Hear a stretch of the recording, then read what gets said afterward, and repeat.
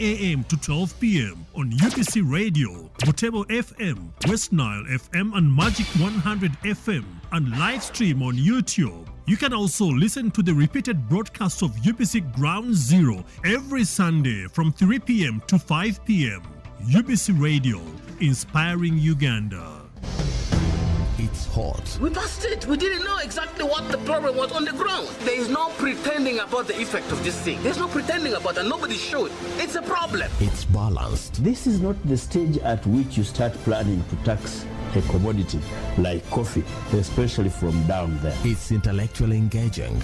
The Constitution provides that the land must be registered under the customer tenure system, which is one of those that's recognized by the Constitution.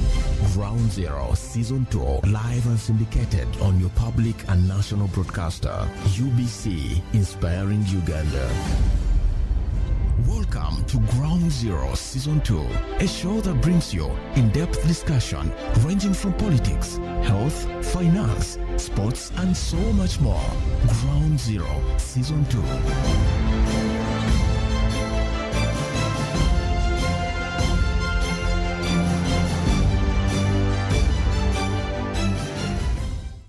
Interesting. This is UBC Ground Zero. We are broadcasting live on 5 radio stations covering entire Uganda.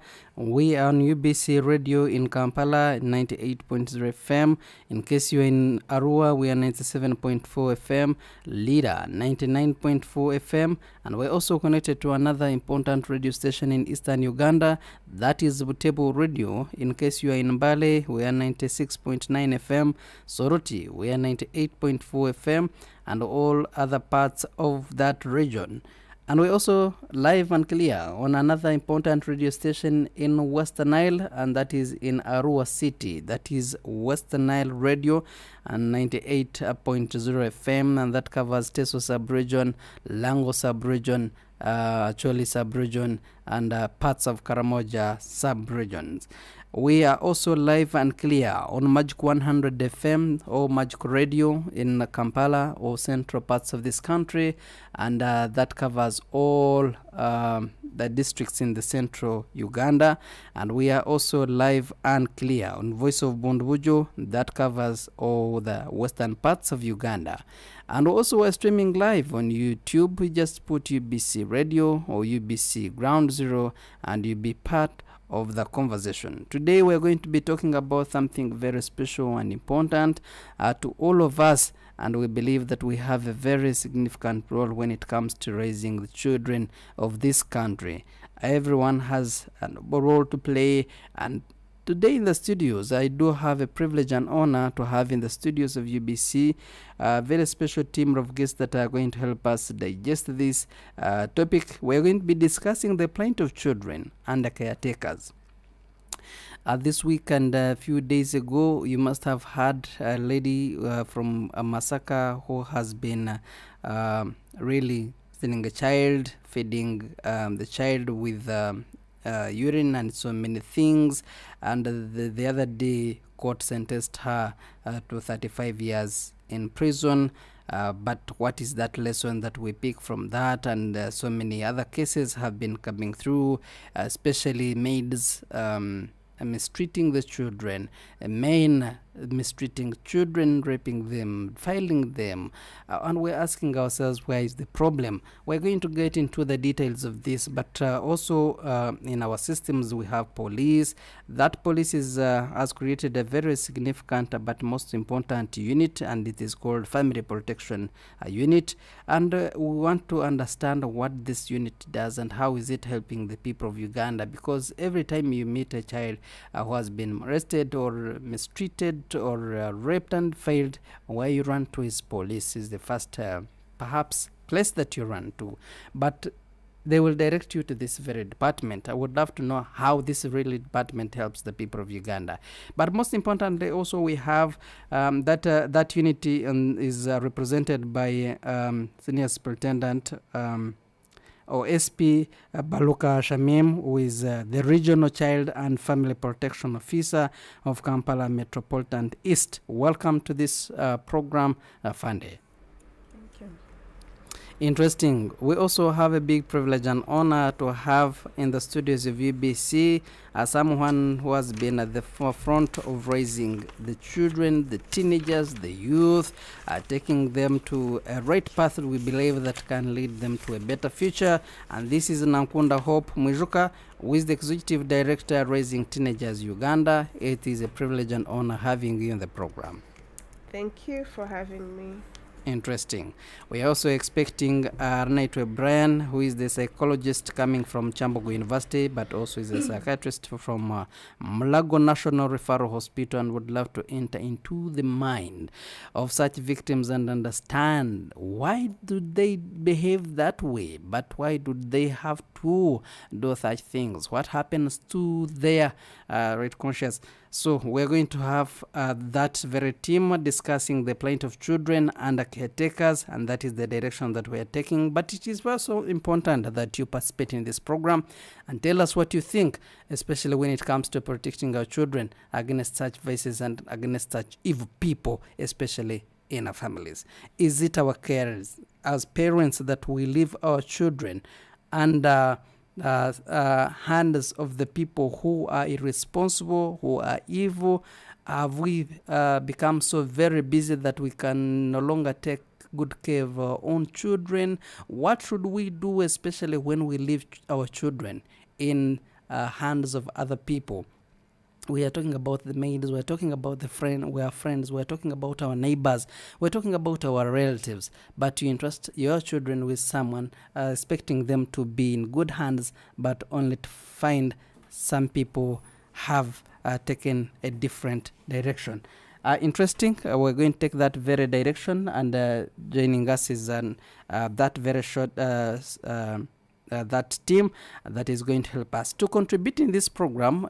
Don't hesitate to call us on 776-511-426 is the number you can call. 776-511-426. Send your messages on the same 0701 24 26 47, or call on that number in the next hour as you tell us what you think. Let me go to our guests in the studios and they tell us what is their mandate, especially in the institutions that they serve.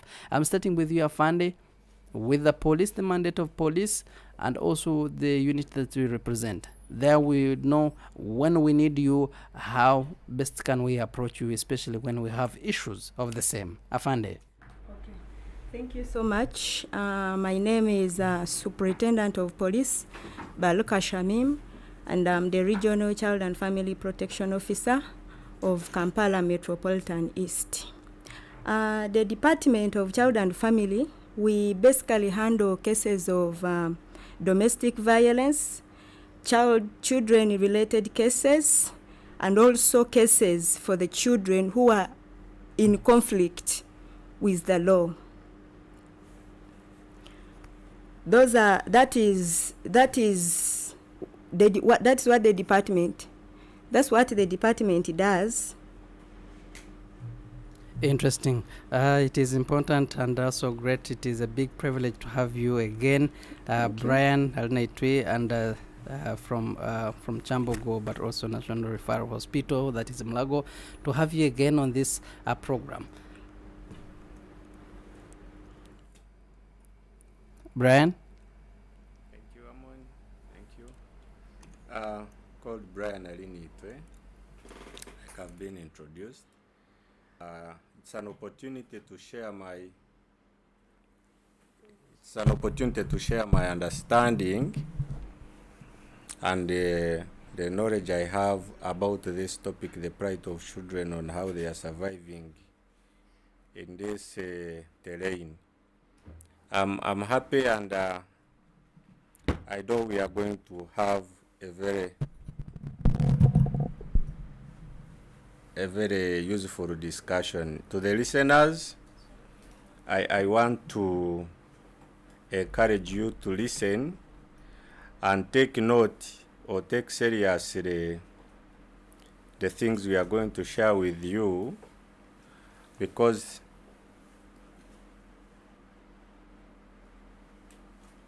they are within us, They are part of us.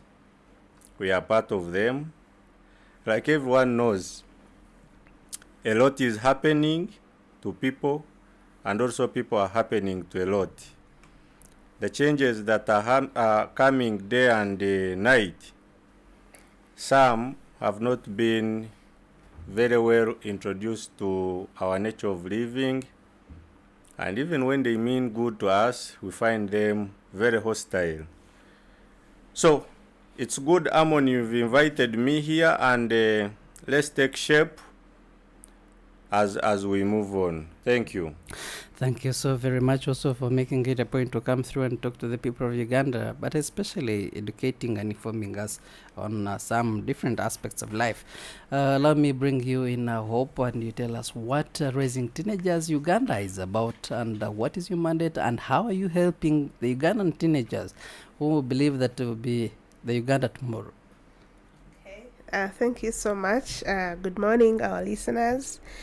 Once again, my name is Hope Nankunda Mwishuka, and I lead a team at Raising Teenagers Uganda, an organization that was started in 2014. So we are 10 years old. We work basically to empower young teenagers, both boys and girls, through education. And we work directly with schools and communities to ensure that every child is able to access education, but also to support towards in communities and parents to ensure that everyone appreciates the importance that comes with education, but also the dangers that are related to child marriage. So with teenagers, we mainly do school clubs where we create safe spaces for them to share their challenges. We know that teenage age is quite complex when it comes to parenting.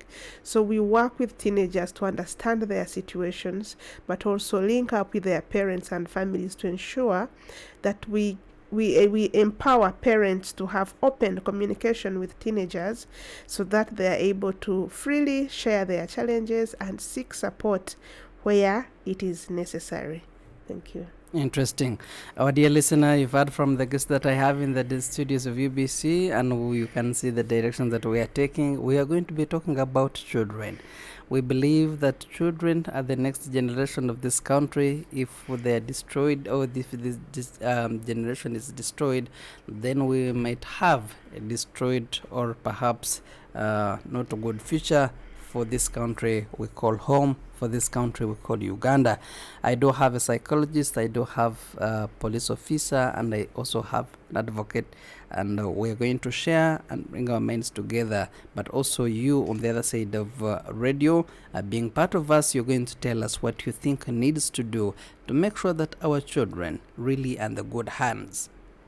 Yes, I'll start with you, Afande, especially on the most common forms of abuse and neglect that children under caretakers do really experience, and how are these issues being addressed, especially by police, and how many, you can give us that overview. How many cases do you receive in a day, in a month? How big or is this problem looking at its magnitude? Thank you so much.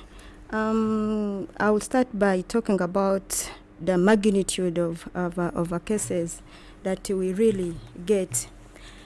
In a day, when you look at the cases that come in on a daily at police stations, there are more than 20 cases coming in of child abuse. And this includes all the forms of abuses. So you may find that at the end of the month, when you're to add for the whole region, now like the region that I'm taking of KMP East, you may find that you have like 100 and above cases of child abuse. Child abuse, to our listeners, in simple terms, it means that are done on children and they cause pain to these children. So whichever act that is performed on the child and it really causes pain onto this child is child abuse. Child abuse is categorized into 4 forms. One is the physical abuse, where we look at things like beating, slapping. You see parents, guardians kicking their children, pinching them, hinting, burning them, pulling their hair, especially the girls, stabbing them. When we look at the other category, which is emotional abuse, you find the examples there: lack of love to these children. You find in a family, this girl is staying with the stepmother, but the stepmother calls him or her any names, name calling, repeated insults, insulting this boy all the time, repeated threats. You boy, one day I'll do this, one day I'll do this, shouting and humiliating these children by these caretakers. Rejection in the families. These are some of the examples of emotional abuse. You find that this child, even if he does something good, is never praised, is never encouraged, just because the caretaker is less concerned about him. Unlike the children, the stepchildren, the stepsisters, who are always praised, who are always loved, who are always comforted by their mother. Then the other form of abuse, it is child neglect. This is where we find children being denied food, education, medication, clothing, and most of the cases that come at police, they fall under this abuse. Though these ones come in, but it is rare for a week to pass when we have not received any case of child neglect. Then the other form of abuse we have is sexual abuse. Here, that's where we find defilement, children being defiled. You're all seeing what is happening on social media. You see, this is where we find children being exposed to sexual acts. You find this child maybe was taken to the uncle's place for holidays, now meets the children of the uncles. They start exposing her or him to sexual activities directly, or sometimes through pornography. They download those videos of pornography, they start showing this child, and yet these things are beyond these children. These are minors, they're not supposed to see these. These are things for adults. So basically, those are the forms of child abuses we have, and they are viral. They do happen in homes. All of them happen. There is no any form that I've mentioned here that does not happen in homes. So once police will receive a complaint that in such and such village there is a father, there is a guardian, there is a relative who is mistreating, who is abusing a child in any of these forms, we swing into action as usual. We go on ground. We start off our investigation. We open up a case of child abuse. We go on ground. We record a statement from these whistleblowers. We go ahead and record statement from witnesses who see this child being abused. After that, we go ahead and arrest the suspect. If the abuse is physical and it needs this child to be taken for medical examination, we always take these children to police surgeons to examine them. After that, after compiling all the evidence that is required for this perpetrator to appear in court, we go ahead and forward the file to RSA for perusal and legal advice. And once the RSA peruses the file and finds out that the evidence in this file is sufficient enough for this perpetrator to appear in court, he goes ahead to sanction the file and order us, police, to produce the suspect in court. And once we produce the suspect in court, that is an independent institution which makes its own decisions. The magistrate can decide to sentence the way they sentenced this lady to 35 years. And at the end of it all, the child gets justice. And it also becomes a lesson to other people who are intending to mistreat or who are mistreating children, and we have not got them. Thank you. Interesting. Thank you, Afande. But from how you have put the things, it seems most of us are going to feel victims of that, because in one way or the other, we've been abusing our own children in the way perhaps we don't know, especially what we call emotional pain. Anyway, we're going to come to that. Let me, before I bring you Hope, who you are advocating, and of course you're the friend of children and how they are dear to you, I want to bring in Brian, a psychologist, a psychiatrist, to help us enter into the mind and the brain of such an abuser. What happens to their state of conscious? What happens to their normal thinking? To see this child, a 7-year-old girl, and you see her as an old person who has reached 28-30 years, and you think she is ready for sex, and in that way they end up abusing them. But also, what happens to the maid? What happens to a friend? You have been left with a child to take care good of him, and in seconds later you are feeding the child with feces and urine. What really happens to such members in our communities, Brian?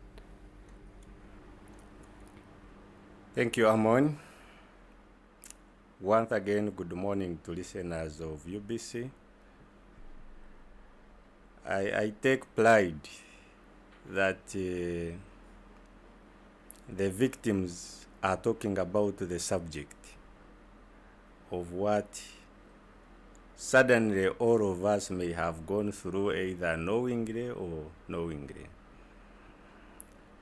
I am very much delighted by Superintendent of Police, Madam Baluka. And thank you for inviting us to discuss these topics where law enforcers are also part of us.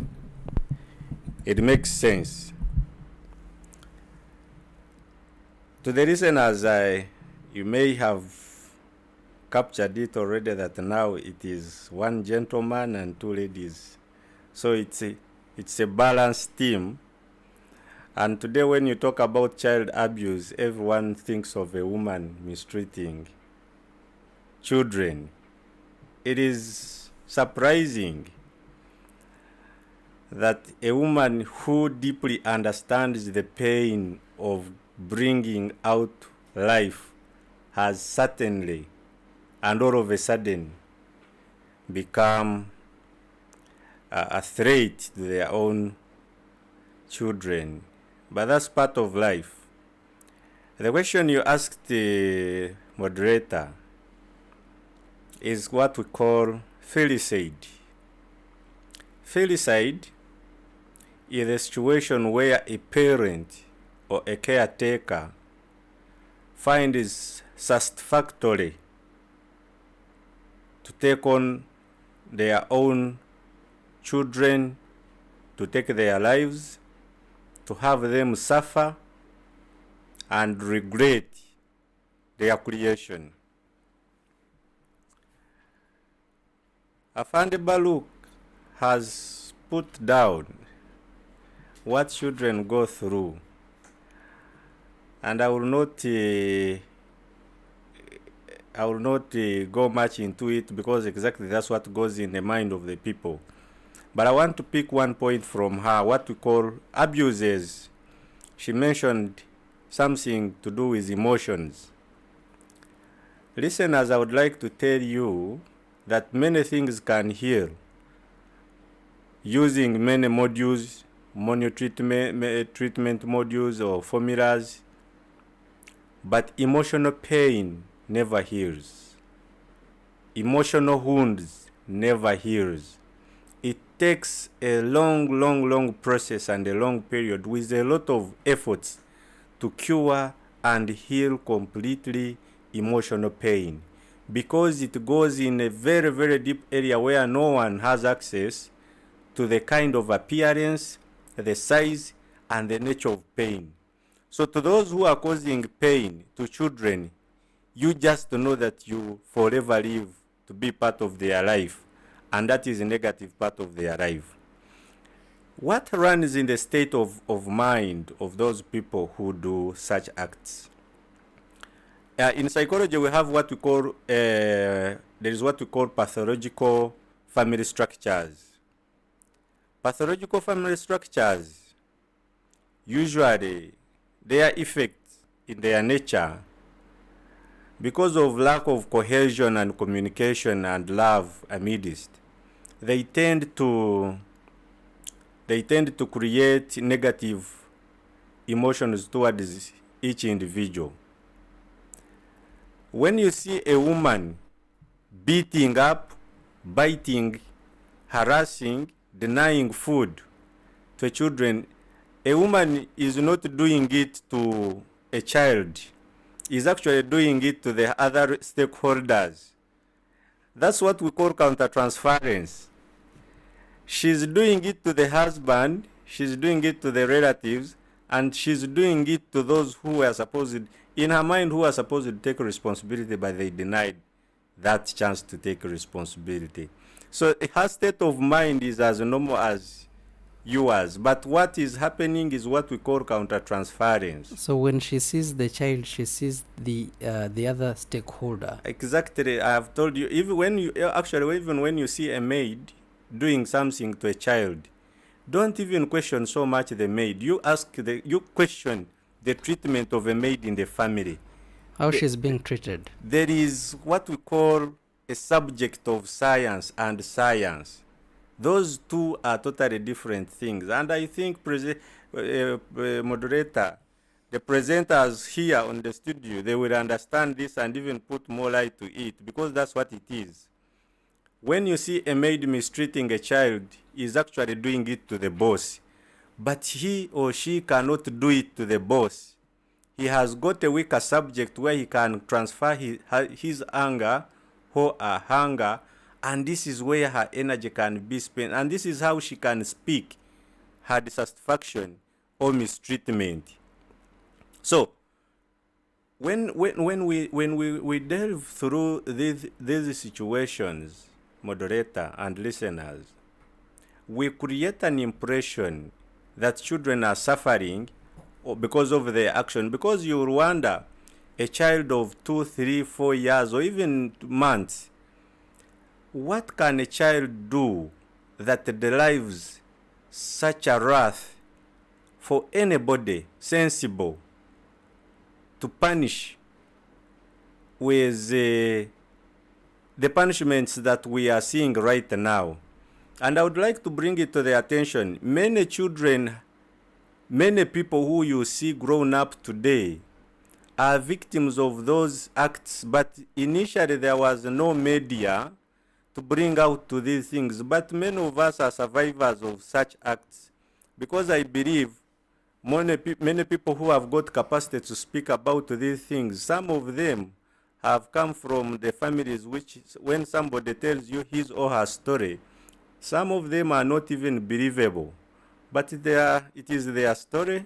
It is part of their life. They will live with it.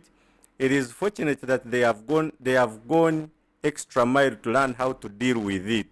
But most of the people are survivors of wrath of either stepmothers or relatives or stepfathers or people living within the society because of hatred, because of nature of their families, because of wealth, and many other things to say. Now, we look at abuse of children in this perspective, and I will bring out the case of the one which has been in media recently. It has been hyped. Among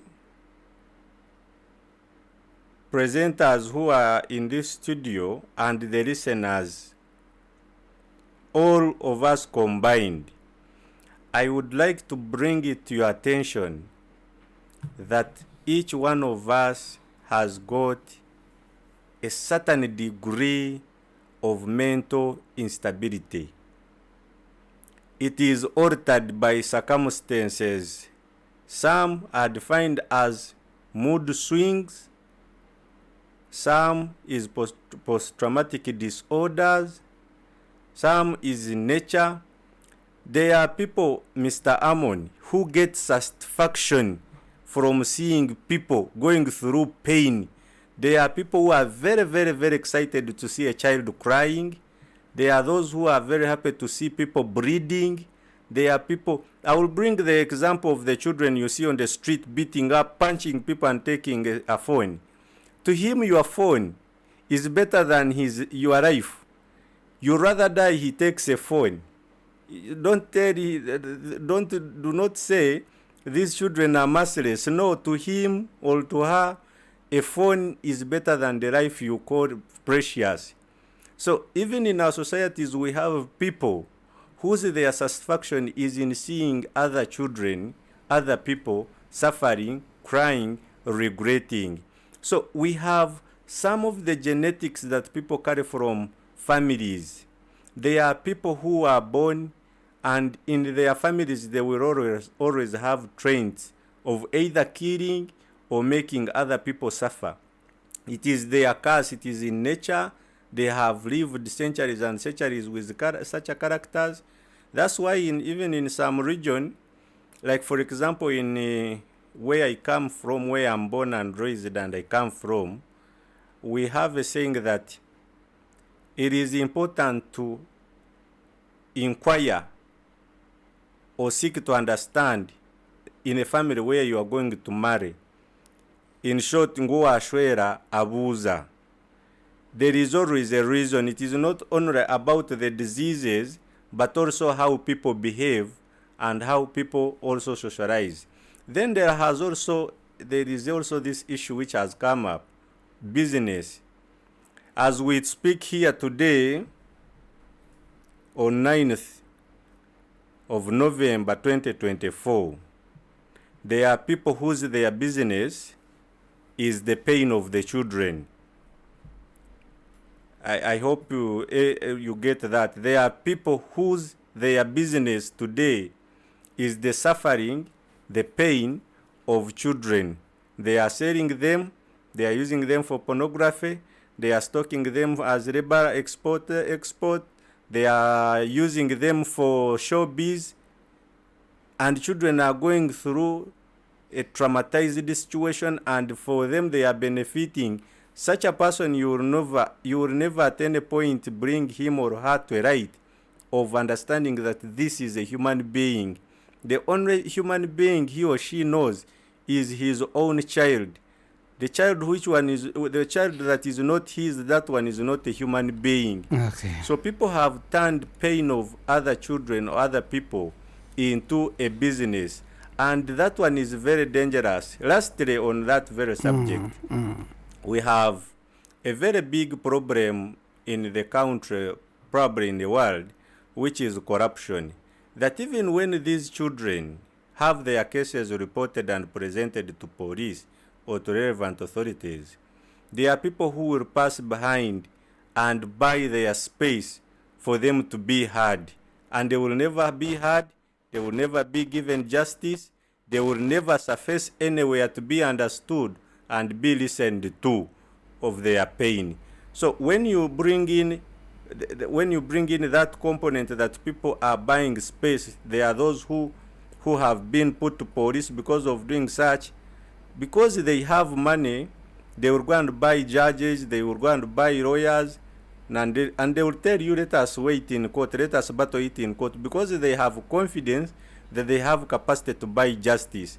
Children, because they don't speak for themselves, they will not have space.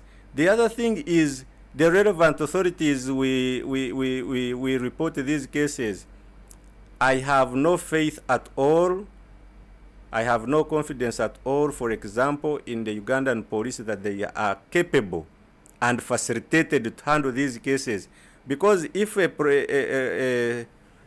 KMP is telling you that on a daily basis they can receive more than 100 cases, I am very much confident that this police has, looking at what is happening in other areas, they don't have capacity and enough budget to run these cases down. They are not facilitated to to go deep in villages and investigate these cases and move them further. Even the corruption we are talking about, before they move very far, somebody has already come in to subdue their efforts. Okay. But also these police officers, they also come from us. The very things they are investigating in other people's families are also in their own families. At times you are not even going to be seen in court. Or perhaps the victims happen to be their relatives, friends, because we can't, indeed, as you put it, they are from the same.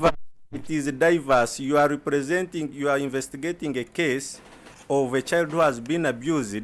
You actually don't know, you have not had time to know how your child has been for the past 1 month, 1 week, because you are posted in Kampala, your family is in Jinja, you don't make calls, you don't call them, you don't reach out to them. You are only given reported information that we are okay. And even when children are speaking to you on phone, they are trained on what to say at what time. You don't know how they go to school. You don't know how they live, how they eat. Then you are representing or you are investigating a case in police of the same nature that you have in your own family. It does not give you strength to carry out that. And I can tell you, these are the families that we have. These are the families that we are living in. For example, me, who is in the world who is in the profession of psychology, it is, you just understand that people are surviving on the grace of God. There are cases we get, you sit back and say, God, give me your will to navigate through this. Even at the best of your professional practice. All right.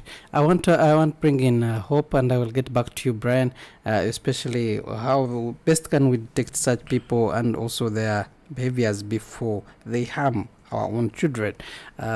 Hope, you are dealing with the children, you're dealing with the caretakers, you're dealing with the parents, you have interacted with the policy implementers, and so very many. What everyone has been sharing their experience. Afandi has shared how many cases they receive, and Brian is telling us that according to the profession he's in, you realize that we are only surviving on the will of God. I am wondering, in your experience, what are some of the most common issues that raise for teenagers who don't have, especially the stable families or family environments, and how do these issues affect their emotional and psychological development? Moderator. Listening to the psychologists speak, it brings out the reality that we are in today, and somehow it makes one think, is there going to be a better tomorrow? And of course we can only keep hopeful and pray to God for the grace. My interaction with children and parents and caregivers present different scenarios. One, there is a lot of violence in homes. Some of the violences we are seeing online, actually we are only lucky that someone gets their phone to record. Otherwise, millions of violences are not even reported. There are children who are dying silently, and they are buried as a result of torture, as a result of being beaten by sometimes their own parents, but also even the caregivers. So while our topic today is about the plight of a child under the caregivers, caregivers, we also want to look at parents and as caregivers as well, because we have seen situations where it's actually parents doing this kind of violence to the children that they have given birth to. And many times I have shared that there are people who give birth not because they are ready, but because maybe the circumstances have forced them to become parents. Either they were raped, and as a result of rape, they maybe have this child, but they're filled with hate. One, you don't even know the person who raped you in the first place. So every time you look at this child, you remember that actually you were not supposed to have this child, and therefore this violence kind of keeps on multiplying because you feel that someone forced you into this situation. And when we say we need the grace of God, it's because parenting is a journey, And many times when we are doing parenting sessions with different parents in communities, we also interact with those who don't love their children, and they give you their reasons why. Maybe they've been neglected, or the fathers are alive but they don't care. They are looking at how they can't afford even to feed a child, but expected to take care of this child. So you try to really understand their situation, but also teach them how to love, how to change the situation. Because when you look at the fact that most people, even some of us who you see doing this work, it's not because our childhoods were the perfect ones, and therefore now we are here to say, look here, people can grow up and actually become better without violence. There are people that have grown through violence, and because of the violence they went through, they are doing a lot of work to end violence, because they don't want whatever happened to them while growing up to happen to any other child or any other person. So if we can have many more people in that kind of understanding of this world, that whatever wrong could have happened to you, you wish it doesn't happen to another person, then we can make this world actually a better place. But now come to homes. Today we know that there are many homes where parents are not actually in position to fully take care of their children because of the nature of the work they do. For example, you wake up at 6, you're expected at office, you're leaving late, you're going home, you're very tired, but also this child expects to have a mother that is going to actually listen to their challenge and be talked to. So that kind of scenario is quite complex. And while we continue to talk to parents to really try as much as possible to create time to be friends with their children, to enable children to open up and speak about these violences, we are also mindful that sometimes it becomes hectic. But we only say, sacrifice just a little time. Let these children have somewhere where they can say, at least I have this person, I have a mother that they can run to and say, look here, while you were away, the maid did this to me. When you look at the example of what you shared, what happened in Masaka, and the maid who was feeding the child on feces, I want you to know that the time that maid was recorded must have not been the first time she was doing it. So you find that this child has been through this torture for maybe 4 months, depending on how long this maid was in this house. But for whatever reasons that the maid was doing this, if the parent is in position to come home and say, hey baby, come, how was your day? What happened today? What's going on? Maybe the child would say, mommy, when you're away, this is what happens. But sometimes parents reach home, they are very busy, you want to watch news and rush to bed. You've not asked this child how the day was, what's happening in her life, what's happening in his life, and all they feel is, nobody actually cares about me. Caregivers, many times they are signs and symptoms of good and bad. You must know today, or parents who are listening would know that today, when you're looking for a maid, sometimes they also even give you an interview. You're looking for someone to come and help at home, but they have an interview to state to you as a prospecting employer. And some of them ask, do you have children? Now, when someone asks, do you have children, and you want them to come and work for you, that should be an eye-opener that something is not right. Sometimes they ask you, how many children? Because they are trying to show you that they prefer to work in an environment where there are no children. So when they set that interview to you and say, do you have children? How old are they? You know, me, I don't like working in where there are children. Don't insist and bring this person in your home. Because that's a red light already showing you that when you bring that person, most likely something won't go right. So if parents can be intentional on some of these highlighters and say, I know it's expensive to maybe take my child to a daycare center, but sometimes I think it is going to end up being the next best option to take this child to a center where there are many professionals that are taking care of the children, as opposed to leaving raising your children just with a maid at home, because at this rate we are traumatized as parents. We don't know what to do. Many parents are stuck. They are expected to deliver at jobs, but also at home their children are dying in pain. So we see this daily, and it's also breaking for us as advocates. And many times you look at every problem that is coming online. Now talk about the faces, but you must have seen others who are being burnt, who are being beaten, they cut their fingers, and you're like, where are we going? What is supposed to be the next best option? And it leaves us in a state of, where did we go wrong? So it's challenging for children out there, but also for parents. And what I would want to take to the message that should go out there, even for the people who are doing the abusing of the children, is that sometimes, no matter what happens to us when we are growing up, or what has happened to our own lives, because some of these maids, maybe they have lost their children, and after losing their children, you are bringing them to your home to take care of your child. Maybe they're now dealing with grief, but you're not even aware as an employer. How do we do background checks for the maids we bring to our homes? Do we get to understand where they are coming from, what they are dealing with? Do we sit with them down and say, by the way, how is home? Do you have parents? Do you have children? Are your children okay? You know, sometimes even trying to understand what's happening in this person's life could help change a way she could relate with your own children. Because remember, you're bringing them in your home to cook for your children, to cook for you, to wash for you, meaning you are at their mercy. They could cook food and poison the entire family.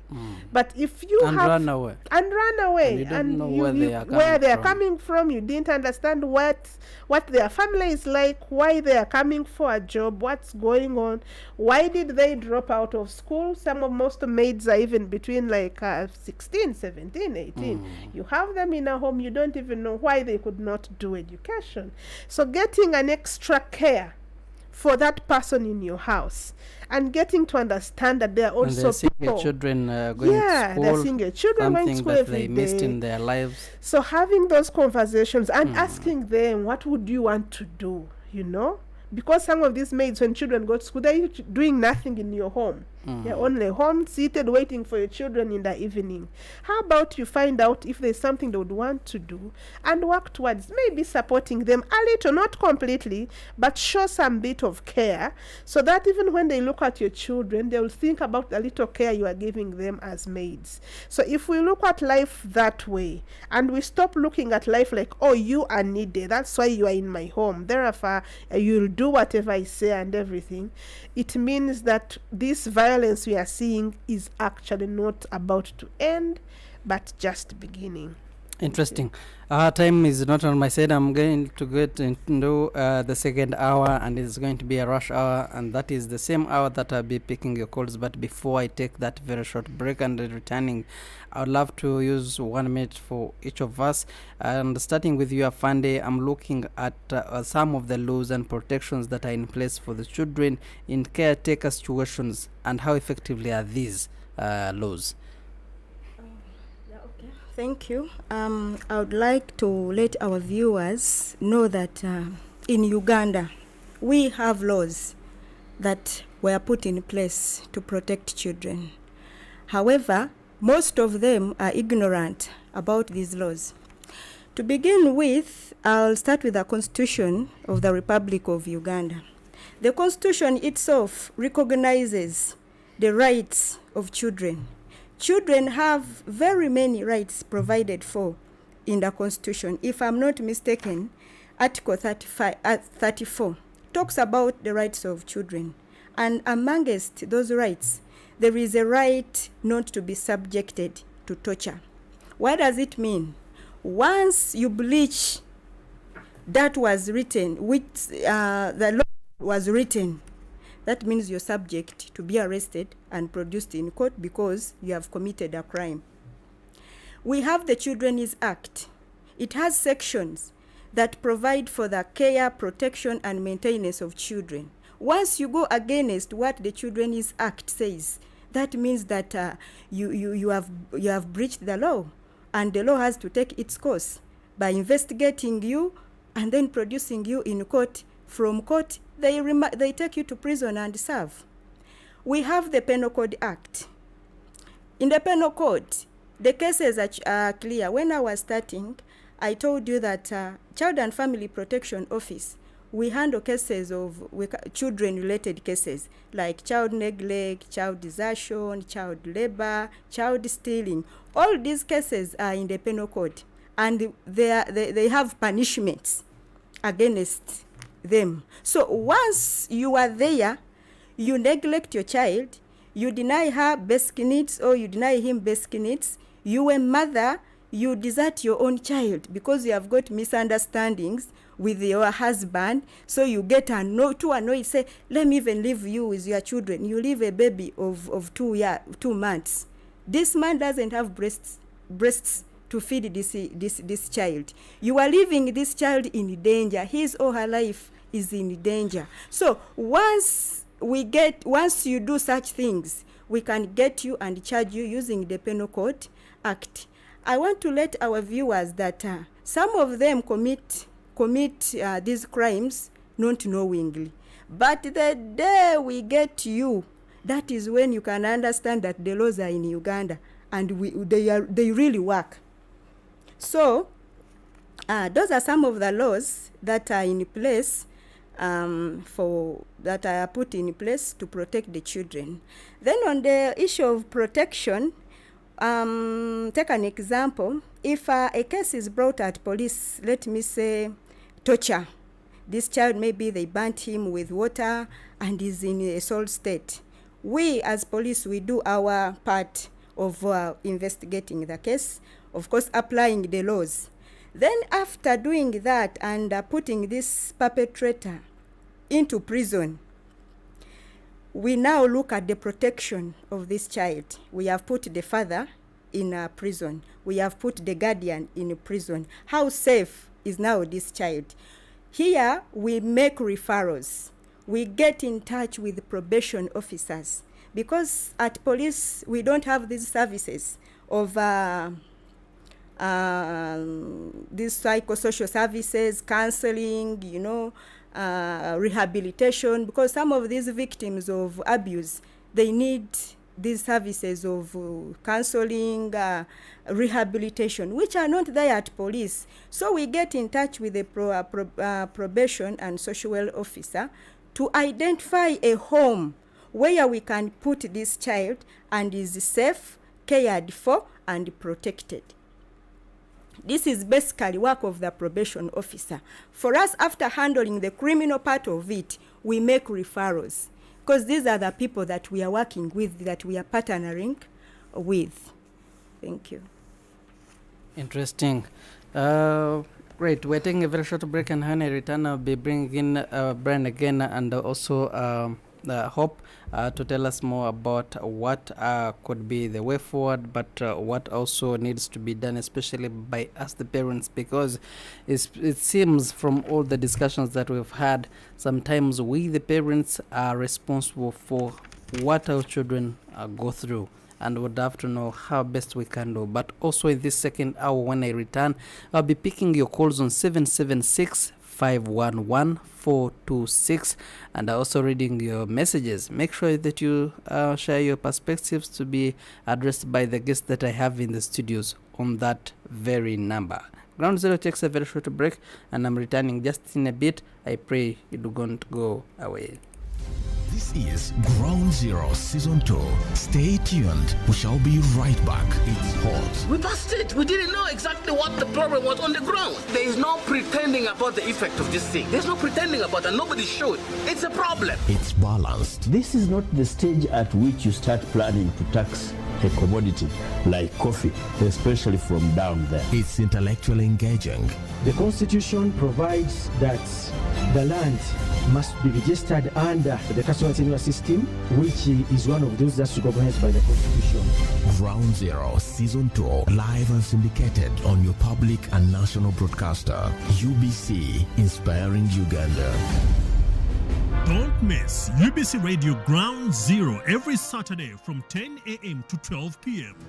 We host credible and relevant guests to discuss pertinent issues of national importance aimed at addressing people's concerns. As a country, if we don't fight this vice of corruption seriously and with honest opinion without any bias, things will not be good for us.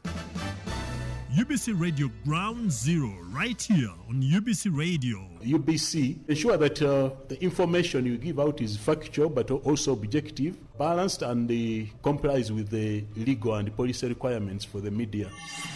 Ground Zero program is always live, loud and clear, every Saturday from 10 a.m. to 12 p.m. on UBC Radio, Butembo FM, West Nile FM, and Magic 100 FM, and live stream on YouTube. You can also listen to the repeated broadcast of UBC Ground Zero every Sunday from 3 p.m. to 5 p.m. UBC Radio, inspiring Uganda.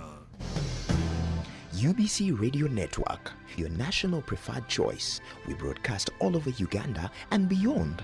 Join us on 98 FM in Kampala, 99.4 FM Lira, and 97.4 FM Arua. UBC Radio, inspiring Uganda. Your voice talk show. The biggest concern now is the quality of education. That is what is bothering us so much. Addressing Uganda's governance issues. Incidentally, there is now a new trend. There is more land wrangles in the families than Vivanja land title holders. Monday to Friday at 7 p.m. With this integration of East African community, we must work hard so that we benefit. Your voice talk show only on UBC Radio, inspiring Uganda. Welcome back. Ground Zero Season 2 continues. Indeed, welcome back from that very short break. Ampere Amon Ortega is my name, and I do have a big privilege and honor to have in the studios of UBC SP Baluka Shamim is the Regional Child and Family Protection Officer from Kampala Metropolitan East, and we also have a privilege to have Brian Alnaitwe. Is a psychologist from Chambogo University and also works with Mulago National Referral Hospital. And we also do have a privilege to have Nankunda Hope Mujuka is the executive director Raising Teenagers Uganda. We are discussing the plight of children under caretakers or caregivers. 776-0776 511-426 is the number you can call and tell us what you think needs to be done to make sure that our children are really safe and to make sure that we have a better Uganda with better brought up citizens who are our children today. And also I'll be reading your messages that are coming through for my guests in the studios to answer them. 776-511-426. Tell us what you think. You're live on radio. Yes, good morning, UBC. Good morning, sir. Your name and where you're calling us from? I'm called Francis. I'm actually calling in from Naguru. All right. Yes. Visitors, good morning. Good morning. Thanks for coming up and thanks for showing up for this wonderful discussion we have. Okay. Now, I just wanted to touch on some few things, and I'm so glad that someone has touched on it already. So I just wanted to add up something so small. It's actually in regards to things to deal with interviews. Let's say someone has to be a caretaker at your home, and there are some processes you need to take her through before you actually even employ them. Now, in most cases, when you look around, I don't really sometimes understand the concept, like the process some other people take when they want, like let's say they want someone to come to their home. Like someone can just go and tell you, I need you to be the one to take care of my kids as a caretaker without even finding out where this person is coming from. So I ideally believe if you really want to avoid such kind of scenarios at home, first, if you're to employ someone, you need to first get a clear background of where that person is coming from and how they behave when they're with the people. I mean, some of these people have never been with the people. Like, some of them have never stayed with the parents. Like, they've always been moving around, so they don't know how to handle home. Like, they've never even stayed home. So, I ideally believe, at least before employing someone as a caretaker of your home, first consider some few things. One, I'll look at maybe identification. Okay. You first look at them because there's what we call, I've ever worked for a private security company.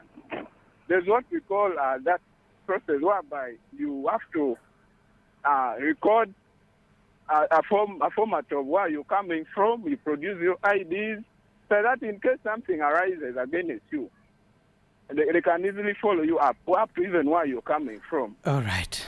There's where they ask you to draw a picture of the village where you're coming from and all that stuff. All right. I Thank you think so that much, will Francis.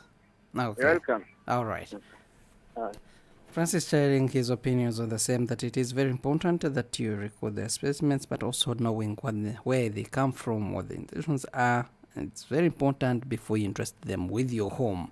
770776511426. Tell us what you think. And also I'll be going through your messages. John Bosco says, John Bosco, you're listening in from Obongi district. He says that invest in how can we empower our children to report such cases, especially when they are abused? My neighbor's daughter was raped the other day, and she kept quiet until she started smelling and also failing to walk normally. Yet it was the uncle, but when we asked the child, couldn't report her own uncle. UBC Radio. Good morning. A very good morning to you. Your name and where you're calling us from? This is Musema from Ruero. Musema? Musema. Musema from Ruelo. Okay. All right. This topic, I like it. Thank you, sir. Yeah, when I was young, even I went through this kind of whatever problems. I used to stay with my uncle. Okay. And the wife of my uncle was a problem to me. Now, if it is like to take black tea, mine is without sugar. But for her kids, they are taken with the sugar. No, one day, then they cup of black tea, they mixed. Then her kid took that one without sugar. After taking that without sugar, that kid tasted, said that, this one has no sugar. Then I said that it's mine. Then my uncle beated the wife seriously. So, many kids, whatever children, they are going through this kind of suffering. And everywhere people are just talking about issue of politics, what, that. Issue concerning children is first priority. Okay. Make a country to be a stable, whatever country. All right. And it's not only caretakers, and many people, they're suffering. Children, they're suffering under this kind of poor parental care. All right. Thank you so very much. Welcome, sir, and thank you for sharing your story. I believe such stories also help us to know the kind of people we are, but also knowing how we should really treat others like we want to be treated in society. You're live on radio. Hello. You're live and clear. You are talking to Stella Domo. Stella? Yes. Okay, you're calling from? I'm calling from Banda. Thank you for the program. You're most welcome. The main issue, I think, is us parents. When we bring these caretakers to our home, I think we take them like they are tools. We don't understand that they are also human beings like us. So my appeal is to the parents that if we bring these caretakers inside our home, we should look at them more than the children we want them to take care of them. Because if we don't take care of these caretakers, it's like we are giving them a room that you can do anything because you don't take them like you're a human being. I think we have also to look at them like they're human beings. They can make mistakes, but they're working. We should not take them like they are nobody. Okay. Thank you, Stella. You're welcome. Okay. Message is still coming through. Masia Timu, you say we need to invest so much in cameras. They are not very expensive compared to the lives of our children. I installed mine at only 600, and that at least has changed on how we live at home. Even when I am not at home, at least she knows that she cannot do anything, especially to my children. When I am not around, I'm able to see whatever it is taking place at home. Maybe that could be a solution in one way or the other. UBC Radio. Hello. You're live on UBC Ground Zero. All right, thank you. You're speaking to Yasin from Mukono. Yes, Yasin. Yeah, I wanted to add on just what Madam said about the house helpers. Okay. Yeah, you see these house helpers, they can't do those things without a reason. Because I have a neighbor whereby a housemaid is really treating badly. So when you treat a housemaid badly, so she will reflect the pain to your children.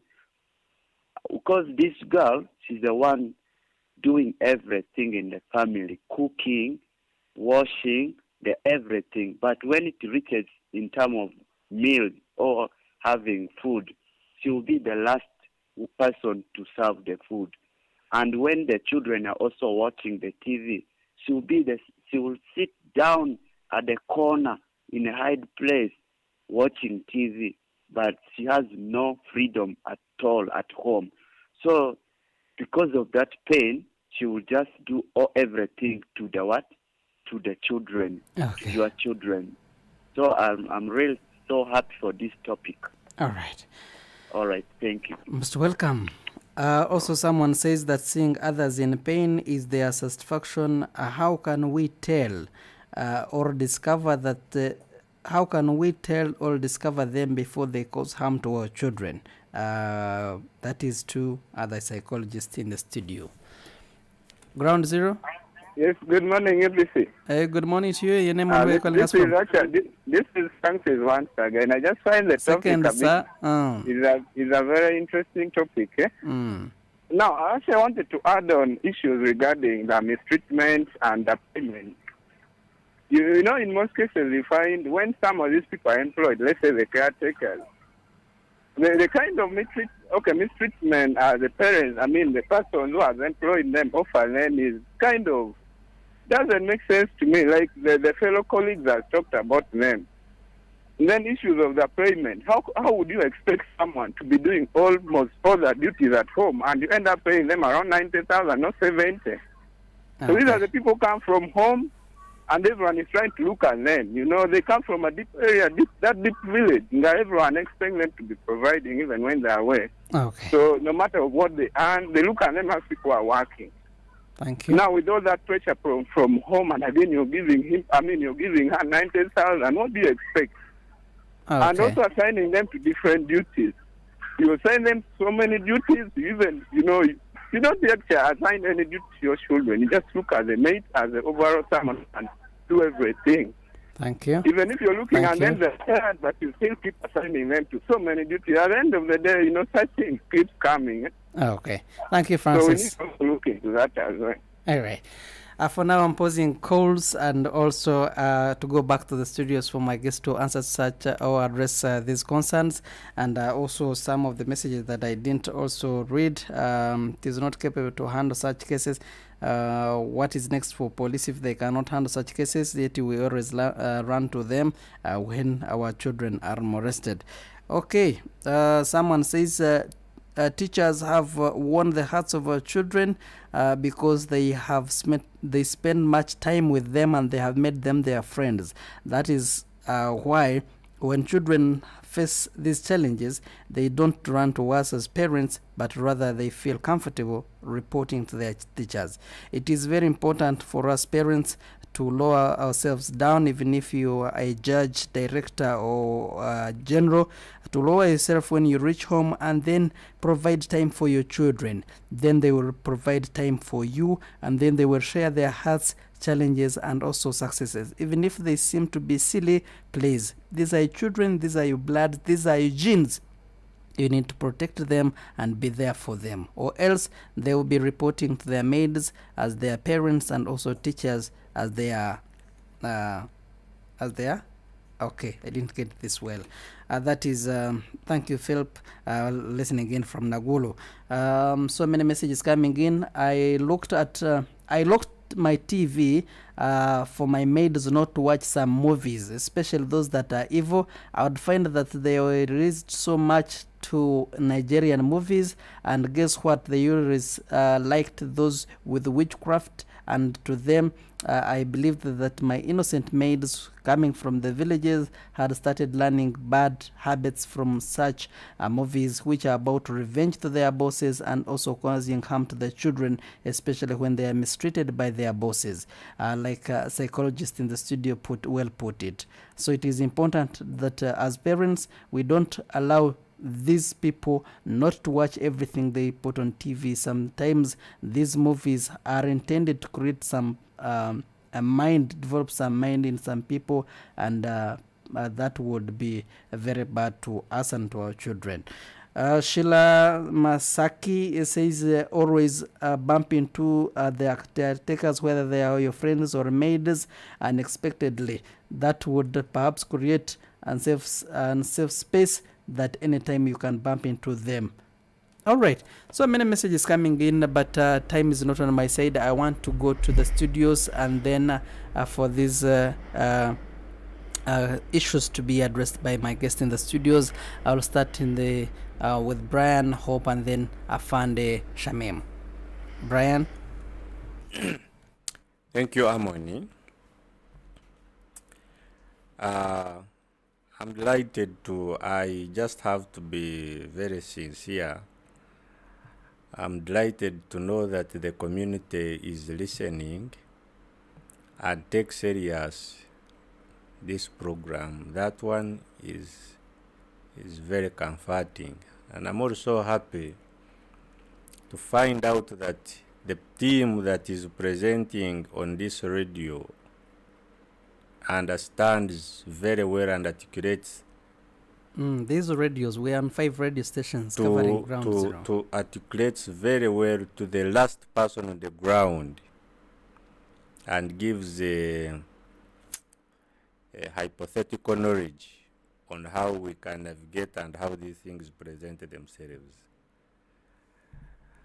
But here we are, Amon. I want us to face the reality. I see from the public, the conversation is shifting to caretakers and maids. How we wish that people look exactly at the mothers and stepmothers, not the maids. The maid is a subject of the science. When you are not related to someone, any person who you find peace with and love will always be your relative. So for the maid and caretakers, that one, the treatment, if anything arises, it can be understood. But here is the question where you find a child is being harassed by the own mother, the one who gave birth to him or her. We are also talking about a stepmother who understands the reason why this child is where he or she is. Because the caretakers are also facing the wrath of their bosses, and none of us is talking about it as a subject, but it is also happening. But I would like to tell the listeners of this radio, you cannot give what you do not have. Love is generated from 2 areas. 1 is growth, 2 is development. And I want to take time, much as we don't have it, but I will use the little time to explain this. Growth and development are totally 2 different things, because one is measured, another one is not measured. Like growth, you can see that somebody is growing by size, by height, and you say, yeah, Brian is growing, Amon is growing, Hope is growing, Baruch is growing. But development, you cannot see Hope and say she has developed, because it is an internal process. It has other scales where not everyone can pick it with his own eyes. The time of conception, when the mother is preparing to get pregnant, the circumstances the mother goes through and the father and the entire family as they set up are very crucial. The first trimester of pregnancy, which is from 1 month to 3 months, is very, very important. How do you eat? How do you sleep? But if you do not handle those stages very well, we have second trimester, which is from 3 to 6 months. A child is already talking. A father is abusing a mother. Neighbors are abusing the mother when he's pregnant. And people think that the baby in the stomach, in the womb, does not listen to what the society outside is. The child is part and parcel of life of the community when he's about 6 months. He is communicating, can listen, she can be part of, but only that she cannot come out to participate and be feared that this is what she's doing or he's doing. Then we have from 6 to 9 months, the third trimester. A child is already part of the family member. It can be predicted that on the 21st of this month, if we are 2, we shall be 3. You even make a budget for that person before you see him or her, because you are 100% sure that is just somewhere waiting for his or her time to join you on the dining table. All that process is supposed to be taken serious. Now, once the child is mistreated while in the womb, these are the children who will come out with some disorders, traumatized. They are biting the breasts of their mother. They are very cruel to their fellow children. Even the mother, when you beat, she will also beat you. When you bite, she will also bite you, like it is tit for tat. So, Brian, it starts that early. Pregnancy. It starts in the pregnancy. The community must understand that it is a collective responsibility for us to take care of pregnant mothers. There is no reason why you should go to the bank and find a pregnant woman and keep in the line when she is standing for more than 30 minutes. That is mistreating a child in the womb. It is our collective responsibility. There is no reason why you should go at the mobile money. There is a line. You wait for that woman to suffer. There is no way how you should go to the wedding, to the party. A pregnant woman is in the line. You are a woman, you are a man, and you are just watching. It is a collective responsibility for us to take care of these people. Once you don't do that, these are the results. Number 2, you will not give the love that you do not have. Amon and listeners, I would like to tell the society that we now understand that our mothers today are very harsh and cruel and tough because they do not have much love to give. Love is derived from breastfeeding a child, comforting, soothing, and accepting that, taking pictures of their pregnancy, sharing it with friends on WhatsApp. So, see me, I'm pregnant. They even put men on pressure to prepare for, how do you call them? Is it shooting? Bash wash. Hey. Baby shower. Baby shower. It is that bad. You find a man is struggling, is on depression, looking for 5 million. Today is her birthday, next day is her baby shower. A few months ago, it was this one done before wedding is bridal shower. Bridal shower. There is a bridal shower. There is birthday shower. There is baby shower. Baby shower. The whole community is messed up with showers, and these people are showering traumatization to children, because even when you make these things, they will still not appreciate, because they expect to match their standards with their own friends. That is their class. Their approach is that class invites class. Now,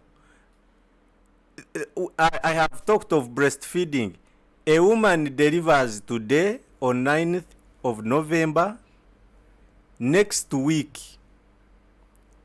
is reporting to work. Is reporting to work, and the baby has started feeding on powdered milk, or it is put in the fridge. It's going to, is it pumping? Pumping. And even some women do not want to be seen breastfeeding in public. In public, some women do not want to be seen as mothers because they have lied so many people. They want to keep on market. They want to keep trending. They want to keep young. They want to keep doing things. They want to keep doing business. Because once you are known that you've given birth and you're a mother, automatically people will draw the line. They will respect you as a mother, and you may lose some important friend by the way, but also gain some important friends.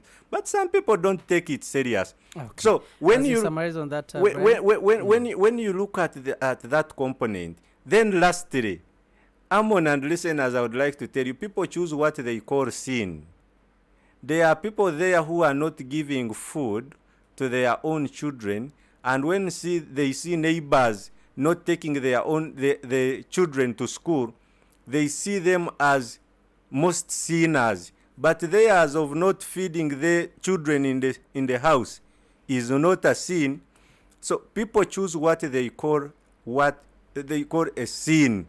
Okay. And many people, many women, mothers, especially I'm speaking about mothers, they are doing things in a way of punishing their husbands, in a way of punishing their families, and they are doing it at the cost of children. Lastly, harmony is family love.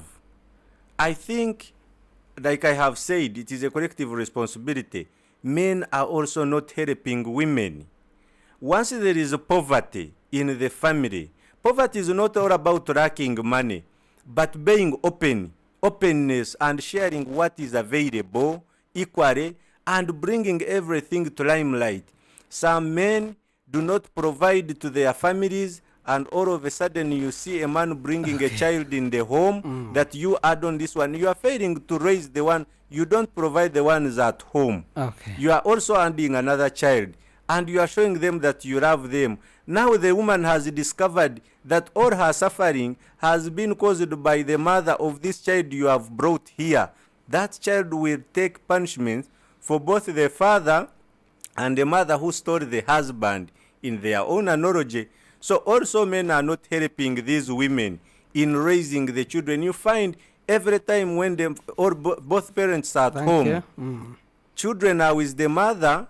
The father is either in the bed or in the sitting room watching news. Okay. They are sent away. Go away, go find your mother. You go be there. So I think also men need to, need to check ourselves and be part of raising a family. Thank you so very much, Brian. I bring you in hope. You heard from the callers and those who sent messages, but there are also a million other Ugandans who are on the other side of radios. We are on 5 radio stations covering this program. What do you have to tell them, especially those that participated? But also, I will get your comment on what do you feel about the education system, because in any community you would tell the community according to the education system that they have. Looking at the system that we have in Uganda, is it adequately preparing the foster parents, caregivers, or even social workers to handle specific needs of children and teenagers, especially those that are in care? Much. I'm specifically going to start with someone who asked about how parents can lower themselves to their children so that children do not only find confidence in only their teachers at school but also their parents. Many times when children grow and reach a particular age, especially adolescent age, there's a way parents tend to withdraw or look at these children like they are impossible, they are unruly, they are indisciplined. But also these children are now setting it in an age where they feel they are looking at their parents quite differently. And what I want to share with the listeners is that once the children have reached that age, all we need to do is specifically Be intentional and be a friend. There's a difference between being a parent and being a friend.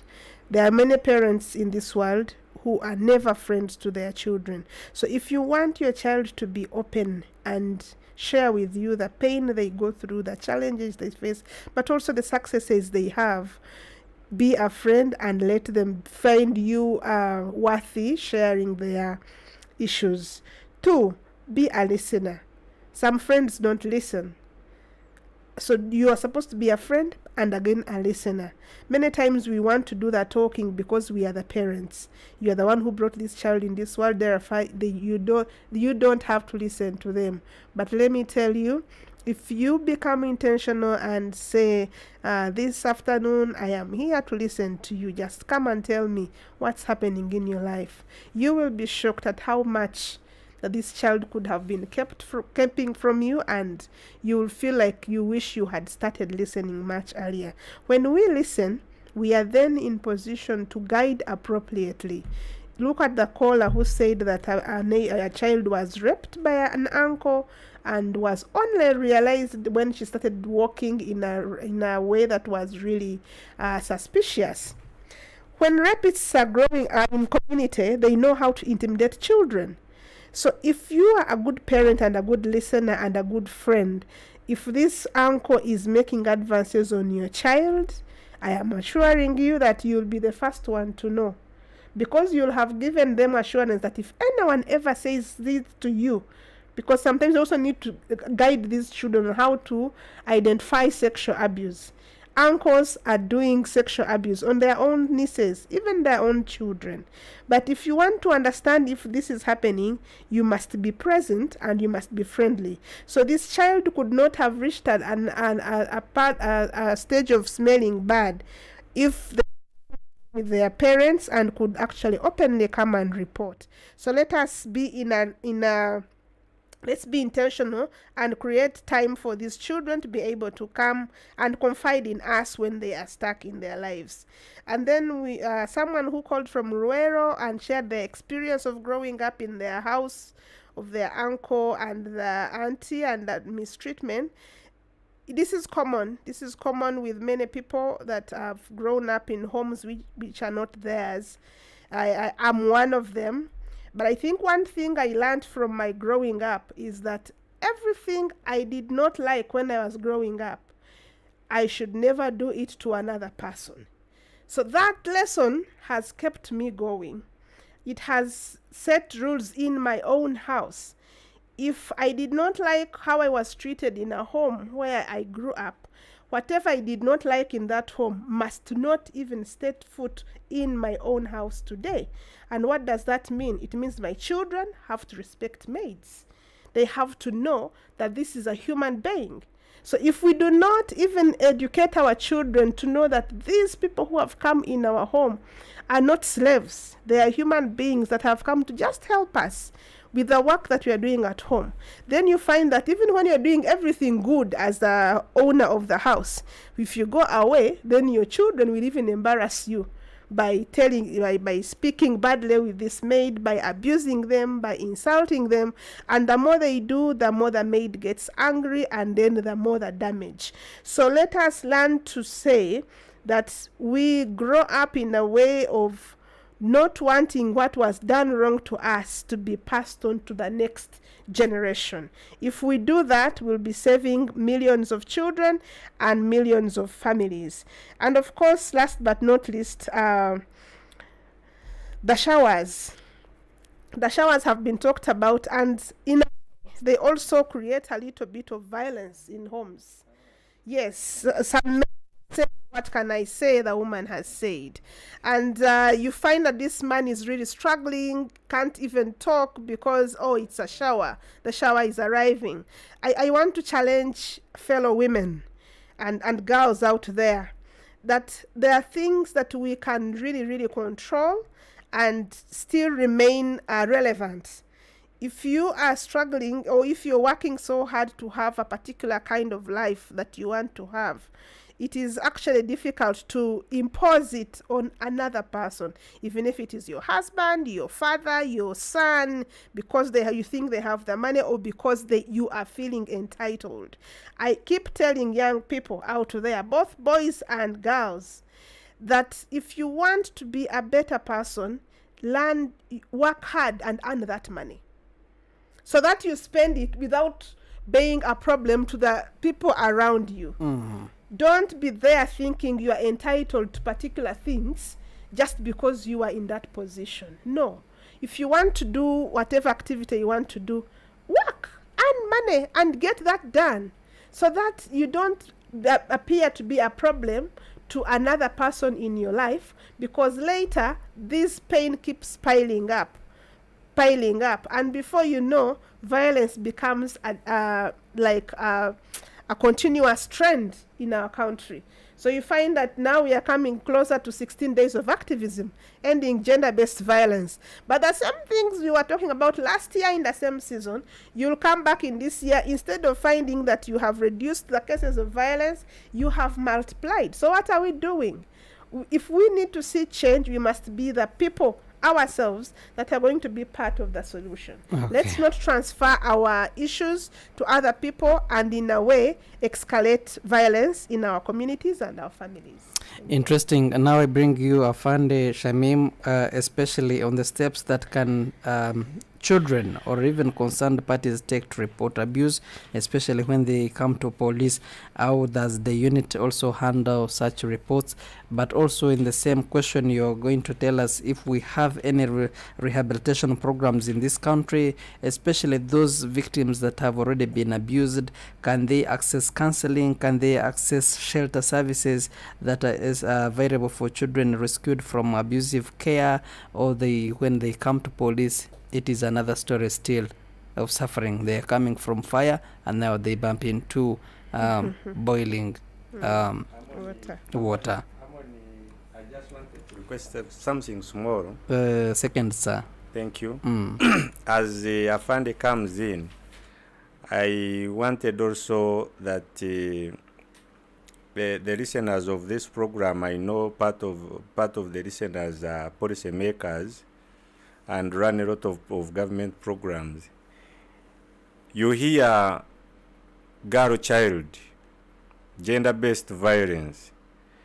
Is a boy a child? Is a man a human being?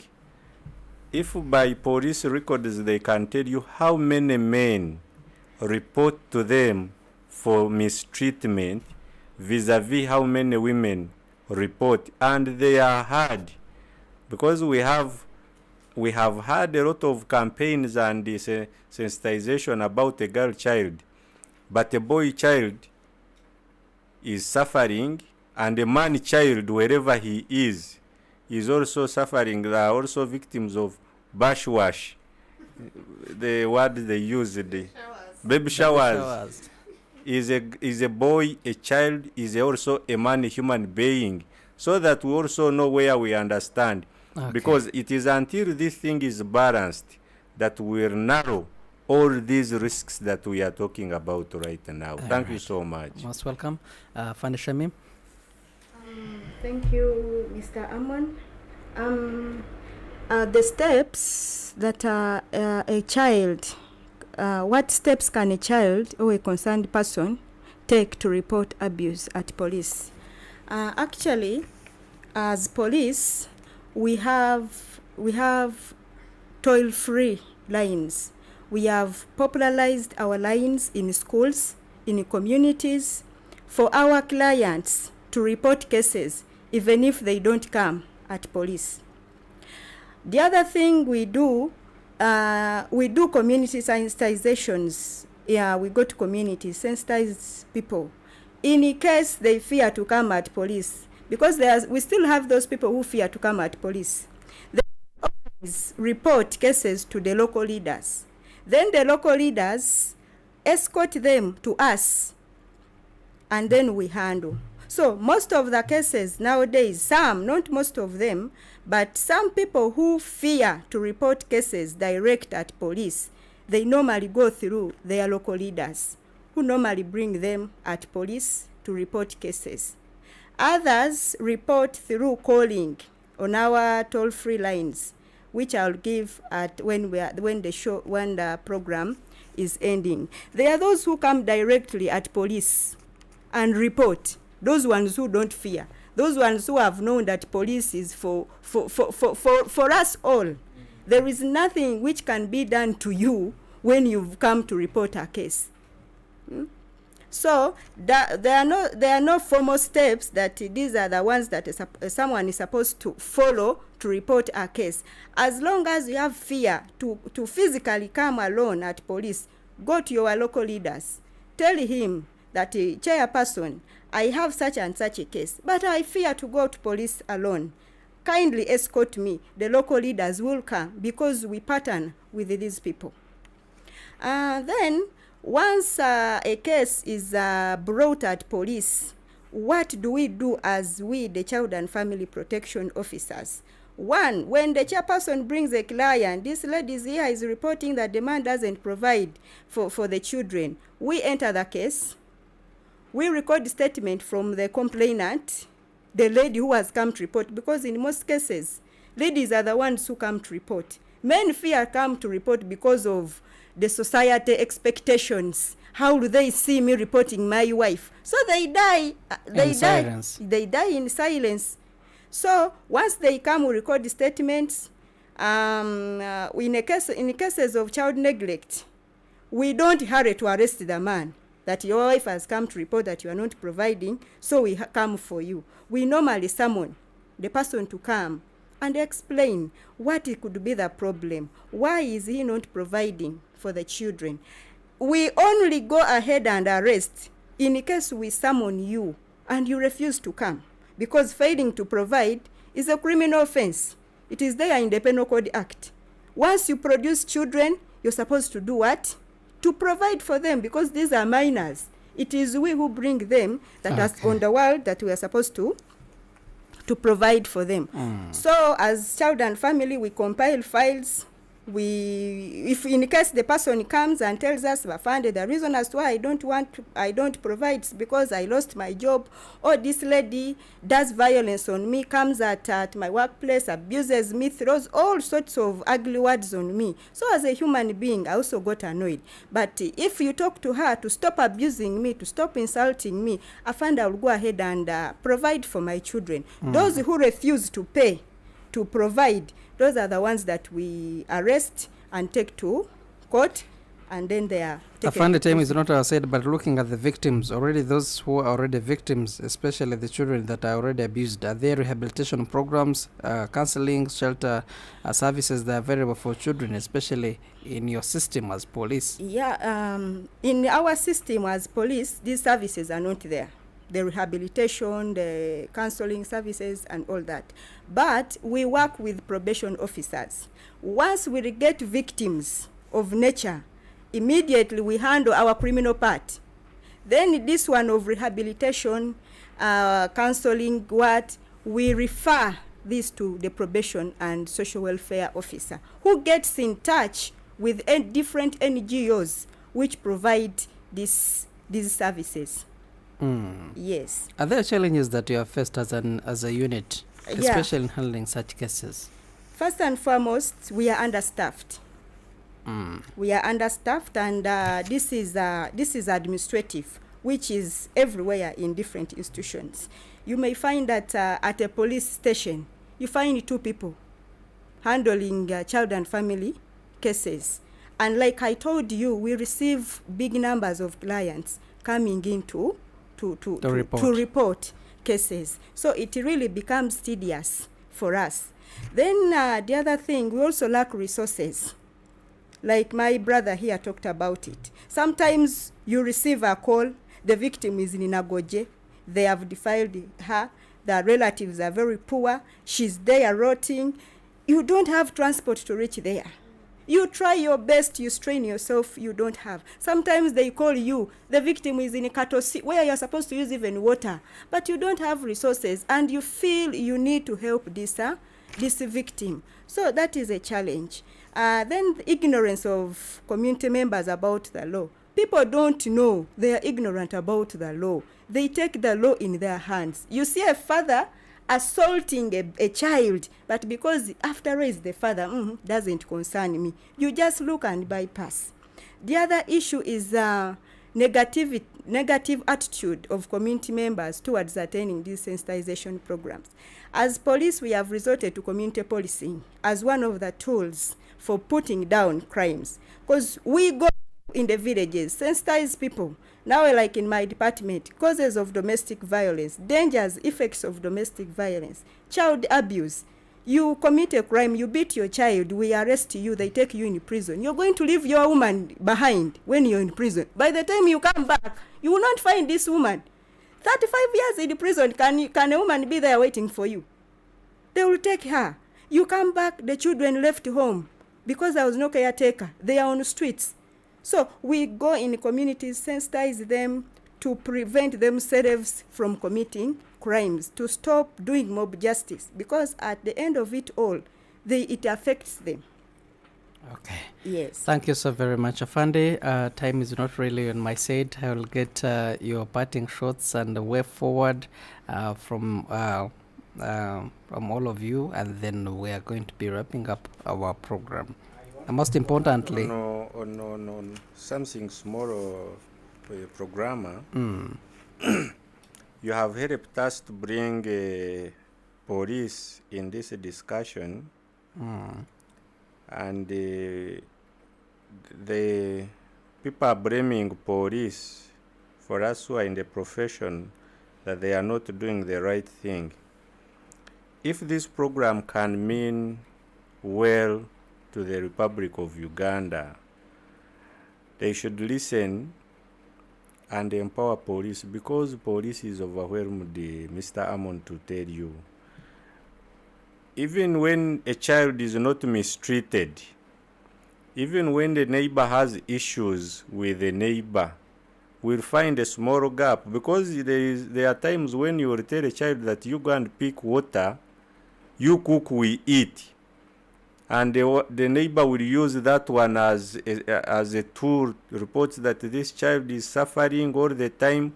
But because police is not empowered, facilitated to run down to the last person, they will just investigate the circumstances, and eventually wrong people will end up in the wrong position and in the wrong punishments.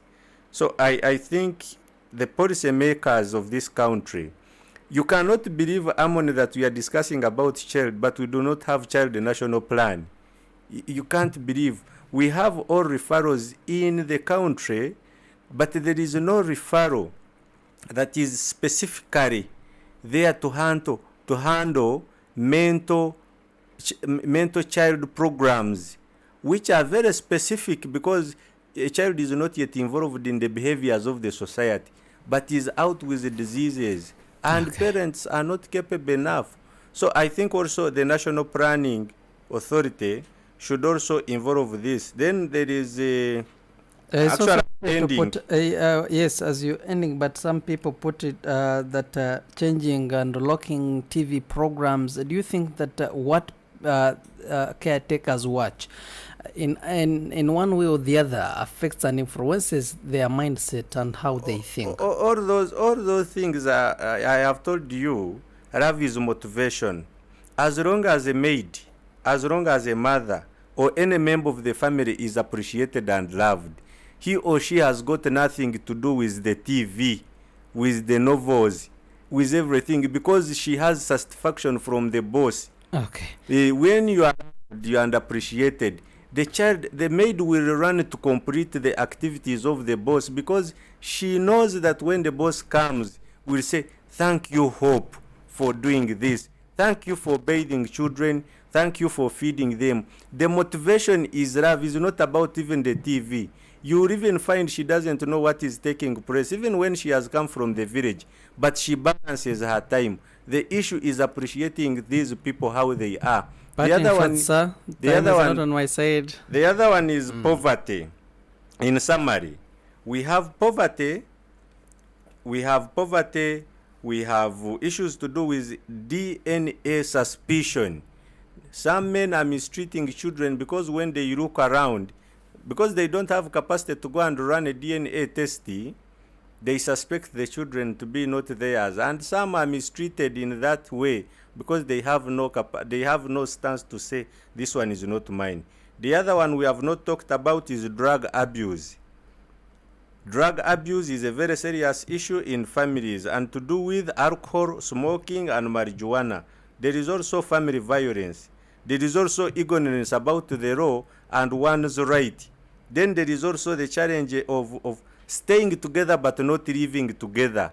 I think next time we shall discuss that. Many families are staying together but they are not living together. They move in the same vehicle, drop this one at workplace, picks in the evening. There is no conversation until when the reporting of children to school. Jaden or Makirin or Joseph needs A, B, C, D to go back to school. Okay, you write the list. Even these days I've reported to lists. You find children, they don't sit to tell a father or a mother what they want by verbal communication. Everything is through the list. The mother is seated in the sitting room and the father is in the bedroom, sends on WhatsApp. The mother replies, or the father, okay, at 4, you prepare, we go. You find people moving like as if they are tourists. If you punch one of them, they will even say, what were you doing? You came to do shopping and now you are looking the others. Nobody is feeling sorry for the other. They are living, they are staying together. The conversation is good, but time is not on my side, not living together. Your last comment, sir? Thank you for inviting me. Okay. Thank you to the listeners of this program. Next time, better.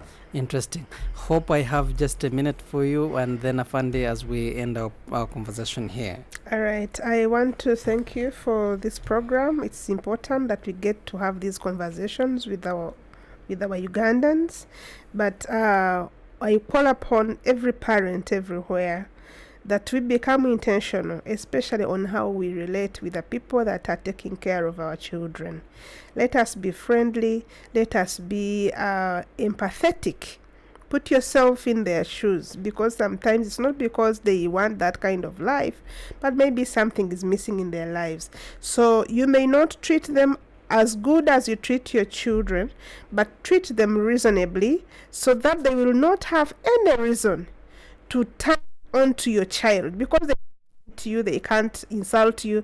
The only way to punish you is to punish your child. So let us not give any reason to a maid to do anything we wouldn't want to happen to our children. When we do that, we shall be saving a very big generation, because love is a multitude of it comes a multitude of sin, and if we can give the little love we have and share it with those around us, they are all making this world a better place. Thank you. Interesting. Afande Shamim. Thank you. I also want to join my colleagues and thank you for inviting us to come for this program, and also thank our listeners who put in their submission and asked questions. I want to urge our listeners, especially the parents, guardians, to always spare time and spend it with their children, because these children have a lot to share. Once they are brought together, they can be able to air out, to open up and share whatever is happening in their lives. Let guardians, parents treat the maids well, since our lives in homes, in our families, is in the hands of these maids. Thank you. Interesting. That brings us to the end of our discussion, and we've been discussing the plight of children under caregiving or caretakers, whether in foster homes, group care, or even arrangements, or even at home, or relatives or friends. It requires more attention and more empathy, and most importantly, more action. We have talked about challenges that children face, especially when are not just for personal or emotional, but they're just systematic and deeply rooted in how our society, Ugandan society, supports them or fails to support the vulnerable children and their caregivers. We have heard from interesting panel in the studios of UBC. It was a privilege having you, Nankunda Hope Mwijuka, the Executive Director, Raising Teenagers Uganda, on this program.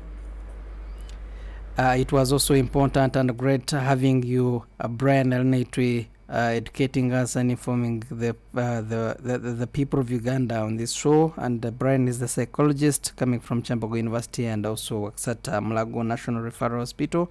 And we also had the privilege of having SP Baluka Shamim, who is the regional child and family protection officer coming from Kampala Metropolitan East. And we've been talking about so many things, especially when it comes to protecting our children from such vices. It takes us to have that hope through corrective action, but also better training and stronger community support and more focus on mental health. But also we can turn to the tide to offer these children love, stability, and opportunities that they deserve. It is not just a responsibility of just the organization like teenagers or police or even the psychologist or government. Each one of us has a role to play, whether it is advocating for better policies, supporting local communities to foster for care systems, or simply being there for children, especially when they need us.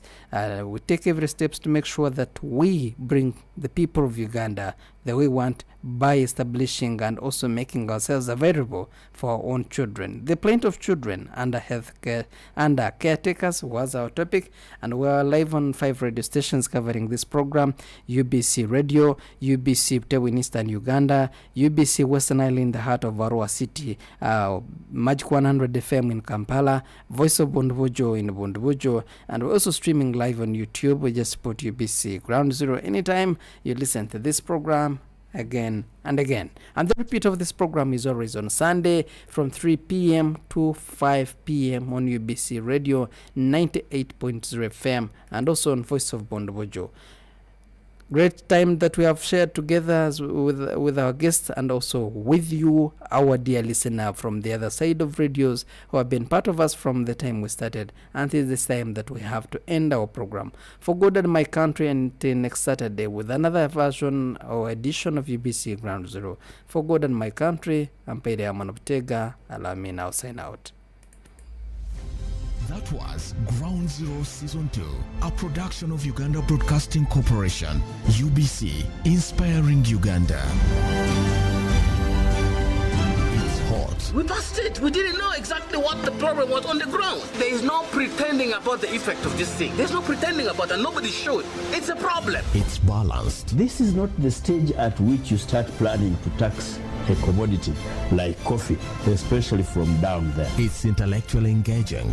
The Constitution provides that the land must be registered under the customer tenure system, which is one of those that's recognized by the Constitution. Ground Zero Season 2, live and syndicated on your public and national broadcaster, UBC, inspiring Uganda. Don't miss UBC Radio Ground Zero every Saturday from 10 a.m. to 12 p.m. We host credible and relevant guests to discuss pertinent issues of national importance aimed at addressing people's concerns. As a country, if we don't fight this vice of corruption seriously and with honest opinion without any bias, things will not be good for us. UBC Radio Ground Zero, right here on UBC Radio. UBC, ensure that the information you give out is factual but also objective, balanced, and complies with the legal and policy requirements for the media. Ground Zero program is always live, loud and clear, every Saturday from 10 a.m. to 12 p.m. on UBC Radio, Butebu FM, West Nile FM, and Magic 100 FM, and live stream on YouTube. You can also listen to the repeated broadcasts of UBC Ground Zero every Sunday from 3 p.m. to 5 p.m. UBC Radio, inspiring Uganda. This is UBC Up 70. Moments to remember.